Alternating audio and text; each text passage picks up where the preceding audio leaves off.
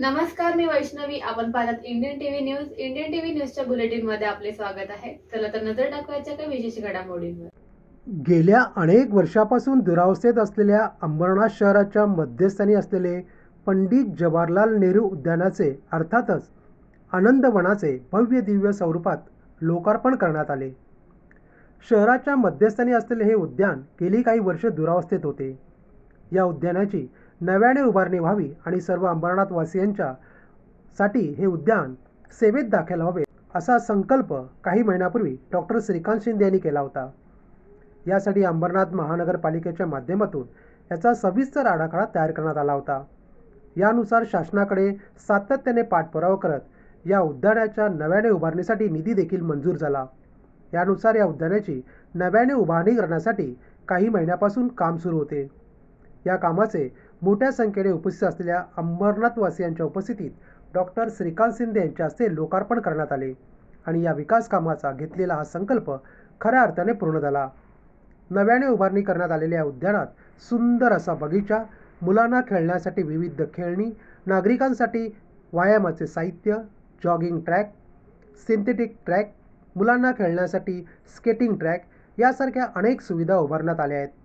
तर या उद्यानाची खासियत म्हणजे या ठिकाणी उभारण्यात आलेला कॅफेटेरियो, या ठिकाणी उभारण्यात आलेला कॅफे उद्यानात भेट देणारे कुटुंबियासाठी, युवकांसाठी एक क्वालिटी टाईम घालवण्यासाठी एक हक्काचे ठिकाण ठरणार आहे. या आनंदवनाच्या रूपाने नागरिकांना एक उत्तम अशी भेट मिळाली असल्याचे मत डॉक्टर श्रीकांत शिंदे यांनी यावेळी व्यक्त केले.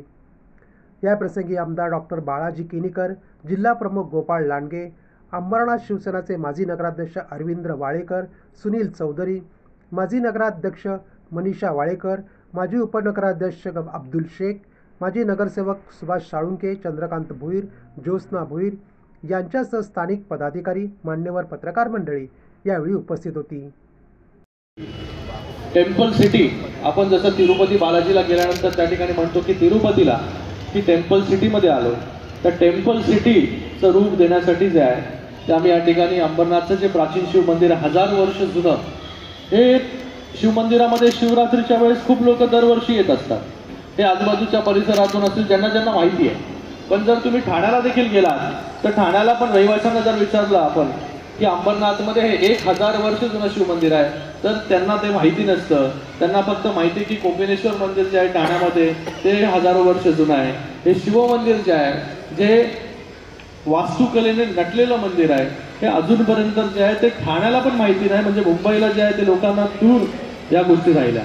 पण हळूहळू हा अंबरनाथच्या डेव्हलपमेंटमुळे अंबरनाथ शिवमंदिर आर्ट फेस्टिवल जो आम्ही सुरू केला, त्या शिवमंदिरालाच केंद्रस्थानी ठेवून तो कार्यक्रम त्या ठिकाणी सुरू केला आम्ही, जेणेकरून लोकांना हे अंबरनाथचं शिवमंदिर जे आहे ते त्या ठिकाणी कळेल. शिवमंदिराच्या माध्यमाने, ज्या फेस्टिवलच्या माध्यमाने शिवमंदिरची जी कीर्ती आहे ती लोकांपर्यंत जाईल. तिथे आम्ही वेगवेगळे कलाकार त्या ठिकाणी बोलवतो. जे कलाकार जे आहे ते आंतरराष्ट्रीय प्लॅटफॉर्मवरती जाऊन परफॉर्म करतात. त्यांच्या माध्यमाने देखील जो आहे तो प्रचार तो फक्त मुंबई, महाराष्ट्र किंवा देशापुरता मर्यादित न राहता ते कुठे ना कुठेतरी आपल्या नातेवाईकांना बोलतात की बाबा 1000 वर्ष जुनं आम्ही शिवमंदिरामध्ये जाऊन आलो. आपण आता जात असतो तिरुपती बालाजीला, आपण वेगवेगळे ज्योतिर्लिंग करतो, त्या ठिकाणी जात असतो की 1000 वर्षाचा इतिहास जो आहे तो मंदिराला आहे. पण आपल्या घरामधलं मंदिर जे आहे हे आपल्याला त्या ठिकाणी माहिती नसतं. तर अशा परिस्थितीमध्ये त्या मंदिराचा देखील आजूबाजूचा परिसराचा विकास झाला पाहिजे. त्याच्यासाठी आम्ही या महाराष्ट्र राज्याचे मुख्यमंत्री एकनाथजी शिंदे साहेब तेव्हा युडी मिनिस्टर होते, तेव्हा आम्ही त्यांना संकल्पना सांगितली की जसं कॉशीचं कॉरिडॉर शिवमंदिराचं कॉरिडॉर झालं पाहिजे.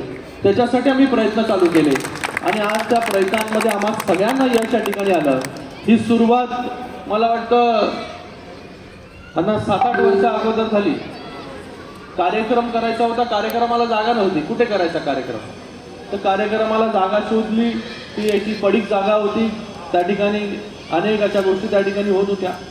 कार्यक्रम सुरू केला आणि त्याच्यानंतर आता तिकडचा जो नदी आहे त्याला लागून त्या नाल्यामध्ये त्याचं रूपांतर झालं होतं. लोकांना मंदिरामध्ये जाण्यासाठी जे आहे ते दर्शन करून जायला लागत होतं. घाणीचं नाक दाबून, डोळे बंद करून त्या ठिकाणी लोकांना जावं लागत होतं. तर पहिलं तर आम्ही त्या ठिकाणी जी घाण होती टेम्पररी त्या समोरची परिसरामधली ती बाजूला केली, तिथे पाईपलाईन टाकली आणि त्याच्यातून बायपास करून जी आहे ती घाण त्या ठिकाणी पाठवली पलीकडे. नंतर आम्हाला जागेचा खूप मोठा प्रश्न होता, लँडचा. तर ती जागा कशी मिळेल, आजूबाजूला कॉरिडॉर बनवायचा आहे, स्वप्न मोठे आहेत आमचे, पण त्याच्यासाठी जागा कशी मिळवायची, तर वेगवेगळ्या विभागाची जागा त्या ठिकाणी होती.